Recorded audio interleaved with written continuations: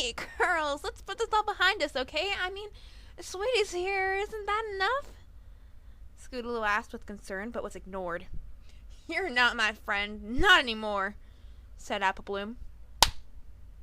A large red mark fleshed out on Apple Bloom's left cheek. Do you honestly think I would ever consider being friends with you two? You're both nothing to me or to any pony else. You're worthless blank flanks.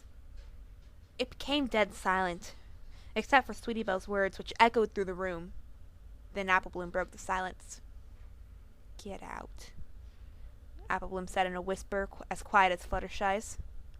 What was that? Sweetie Belle asked in a snooty tone. I said get out! Screamed Apple Bloom. Her face was drenched in tears, tears of pure hatred and anger, a face which Sweetie Belle never could forget. Please don't do this, Scootaloo pleaded. She didn't mean it. Can't we all just be friends like the good days? I miss those memories, said Scootaloo suddenly, hugging Apple Bloom, her tears matching hers. I don't want to be friends with the like of her. She destroyed my heart, and now I don't want a single thing to do with her, said Apple Bloom. I hate the both of you, screamed Sweetie Belle as she ran outside the house. Heavy rain began to stomp on Sweetie Belle's coat and mane, tears running down her face clearly visible. Unable to hide itself from the streams of rain that came down her face, leaving Ponyville to go back to Canterlot. This day she would regret for the rest of her life. For the next few weeks, Sweetie Belle began to feel completely horrible for what she had done and said. So one day she decided to come back to Ponyville and apologize. Not only that, but to stay. She had reverted back to the old Sweetie Belle she used to be, and tried to win her friend's friendship back. Hello, is any pony here? Sweetie Belle shouted as she trotted down to Sugar Cube Corner, but nobody answered. She was only left with the faint sound of the wind blowing. Something was wrong. Sweetie Belle raced to Twilight's library. Without knocking the door, she used her magic to break it down. The library was empty. Only a line of books stood silently on the bookshelves. Twilight! Twilight, you here? Sweetie called out, but was unanswered. Sweetie Belle began to panic as she searched every part of her old friends' homes, and not a single one was there. Sweetie then went to the Cutie Mark Crusader clubhouse, the place she planned on visiting in the beginning. Sweetie Belle gasped at what she had seen before her. What happened? She asked herself, for what she saw put her in complete shock. The Cutie Mark Crusader clubhouse was nothing but a pile of broken wood and splinters. Everything that used to be inside was now completely destroyed. Sweetie Belle nudged some pieces of broken wood. That only made things much, much worse. On another large pile of broken wood was a red color staining and brown wood which stuck up in the air. Sweetie Belle galloped away from the now destroyed house as fast as her hooves could go. Tears began running down her face as she mumbled to herself. Please don't let it be true. Please don't let it be true. Please don't let it be true. Sweetie Belle repeated to herself as she aimlessly galloped down Sweet Apple Acres. Where are you? She said to herself as she slowly came to a stop. Suddenly she heard a faint sound of musical instruments. A cello, she said to herself as she made her way down towards the source of the sound. A very sad song was being played in the center of the apple farm. Every pony in Ponyville was dressed in black, and most of them were crying. A funeral, she said to herself as she made her way towards it. Sweetie Belle had finally come to the center of the apple farm to see whose funeral it was, hoping it wasn't who she thought it was. Not only was it one grave, but two. Sweetie Belle knew who they belonged to, but didn't want to believe it. Then she saw it. Lying on one of the tombstones was a picture of Scootaloo, and on the other, of Apple Bloom.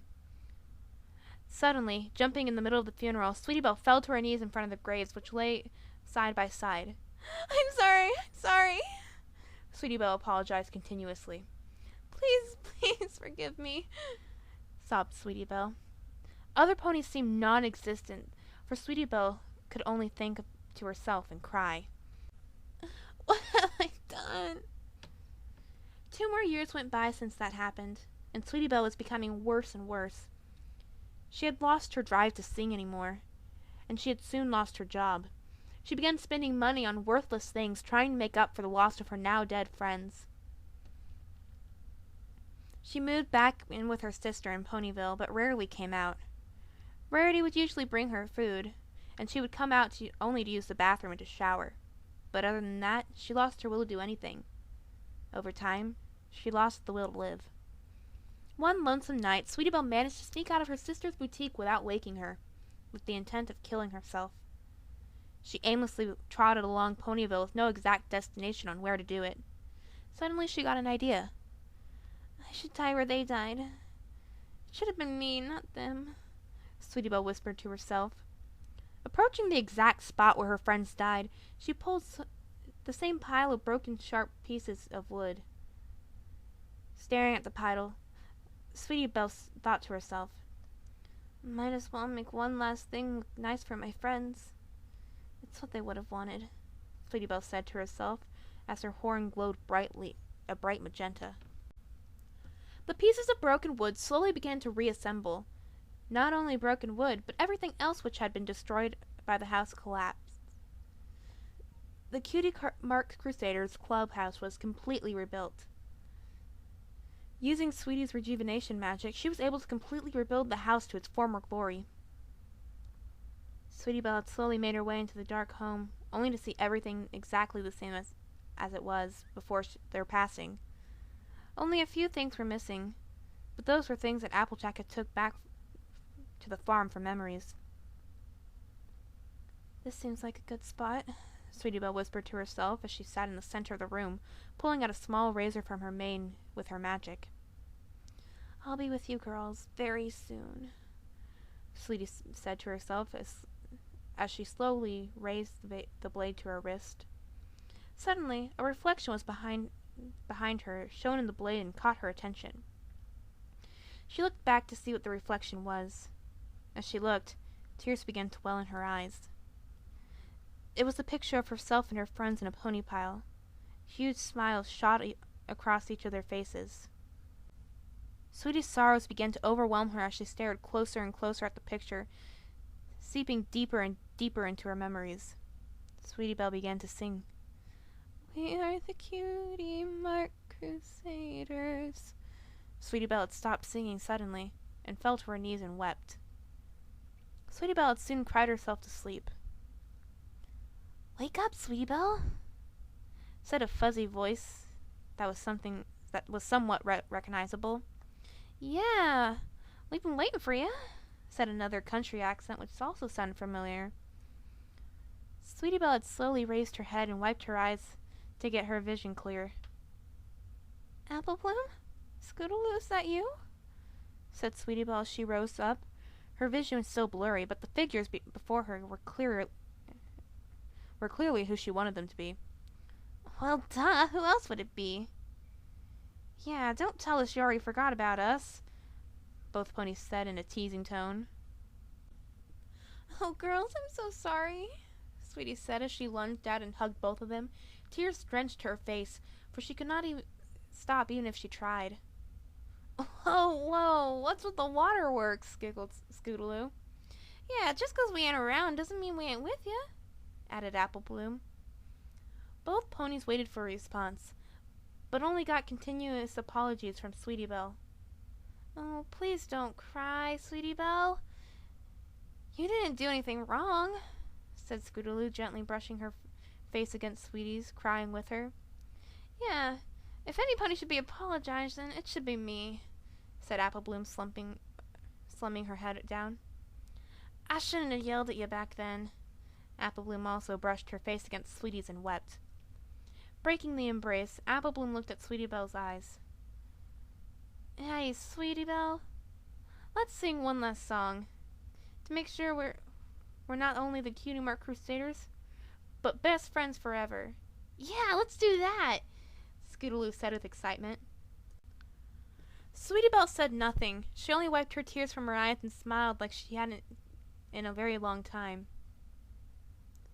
How about you start us off, Sweetie Belle, for old time's sake? Asked Apple Bloom. Sweetie Belle only nodded as she began to sing. After the song was over, they giggled and laughed together like the old days. This made Sweetie Belle more happy than she had ever been in her life, but knew it wouldn't last forever. "What's eating you, Sweetie Belle?" asked Scootaloo as she noticed something was up with Sweetie Belle. Sweetie Belle looked up at Scootaloo and Apple Bloom. Then she spoke. "This won't last forever, will it?" asked Sweetie Belle. Apple Bloom and Scootaloo only looked at each other and frowned. "Well, no, but you still have us in your heart, Sweetie Belle. We will always be with you, Sweetie Belle, no matter what," said Scootaloo with a smile. "Through thick and thin," added Apple Bloom. "Before we go, we want to ask you one more thing," said Apple Bloom. "Yeah, it's very important, and we can only tell you this once before we go, so listen closely, okay?" said Scootaloo with a serious look, but still smiling. "Can you be happy for us?" asked Scootaloo. "It makes us happy when you're happy," added Apple Bloom. "Don't give up on singing. Don't give up on anything. Continue to be happy and live your life," said Apple Bloom. "And with that voice of yours, I'm sure you won't have a problem with that. But when you do sing, remember, we're always listening, even if we're not physically there," said Scootaloo. "Don't forget that, okay?" she added, lightly punching Sweetie Belle's shoulder. "Please don't ever forget us. For us," said Apple Bloom, patting her on the head. Before she knew it, she awoke inside the Cutie Mark Crusaders clubhouse. Was it all just a dream? Sweetie Belle asked herself as she got up. It didn't matter. As long as they were happy, as she was happy, they were happy. Sweetie Belle had looked down on the floor and noticed that the same picture of her and Apple Bloom and Scootaloo. Picking it up with her magic, she then spoke out loud. "You girls told me to never forget. I will. Never forget." Alright, everypony. That was the end of We'll Never Forget. That was a good story. I'm crying. Anyway, join me next time with another story, and thanks for listening.